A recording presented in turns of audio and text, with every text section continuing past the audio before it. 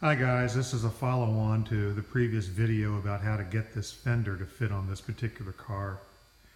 Well, I cut it all loose, as I said I was going to do, and got these spot welds here, and detached the valance from the rest of the car, and was able to rock the valance back, and of course this came up.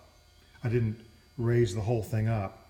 I rocked it back, and it solved almost every issue that I've had on the front of the car. I always had a little bit of a symmetry issue with the grille and the hood. That's gone away. It's just like magic. So I'm as happy as a clam. The parts of the headlight bucket and some of the metal here I trimmed, which enabled the fender to go back a little bit. So that's a good thing. The fit here is very much improved. I don't know why. I don't know why that is, but it's very much improved. This fender's sitting a little bit further back. I do have, however, this. I don't know what I'm going to do about that. The rest of it has turned out well. This is a tight 1/4 of an inch. I don't like gaps on TR6s to be that tight. They never were that way in the past when they made them. But anyway, so this is what I've got. So here, the bottom of this fender is not bolted down yet. It'll go forward a little bit. So this will go from 1/4 to almost 3/8, which on a TR6 is actually normal.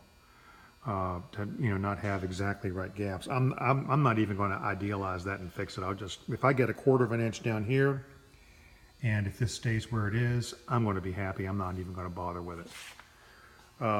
The hood fits well. These fenders are only bolted down with 1 bolt. So they're just sort of sitting there. But I'm real happy. I'm just real happy. I worked on it yesterday. I worked on it on Memorial Day. I was here all by myself, and the shop's a mess. Good Lord. The shop's just a mess. And I worked on the car and drank beer, frankly. I drank the Yingling Summer Wheat. So if I can get this door situation to fit a little bit better like this one, now this one's not quite perfect, but this one is easily adjustable, then I will really be happy. But anyway, that's the report. Here again is just another example. If you're not cutting it loose to realign the panels, you're probably not going to have a nice car. I don't think these cars came from the factory right. This car always had a little something wrong with it in the front. And the driver's side attachment for the front valance was rocked at the top 1/4 of an inch too far forward, and at the bottom 1/4 of an inch too far back. So when I put it back in position, I welded this part of it enough here to maintain this, and then I cut a slot and reprofiled that to fit the fender. This is a heritage fender.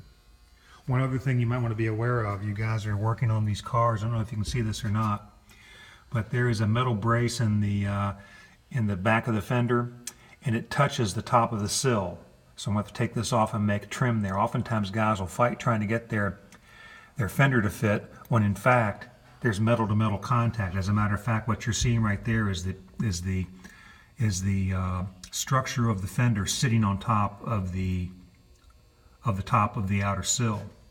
And if I take 1/4 of an inch relief in that, then I could drop this down just a slight hair, and then that would tend to even this out. So the only problem I have now is that the curvature of this fender is a little bit taller than the curvature of the hood. I think you can see that. I don't have that problem so much on this other hood. The hood's not in exactly the right spot, but if it were, it would less. So this is the last project. Normally these cars have more work on the back half, but this car has all been in the front. The back, curiously, went together really well.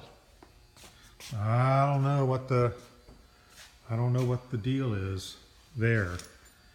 I put a new valance on this, so that might be part of it.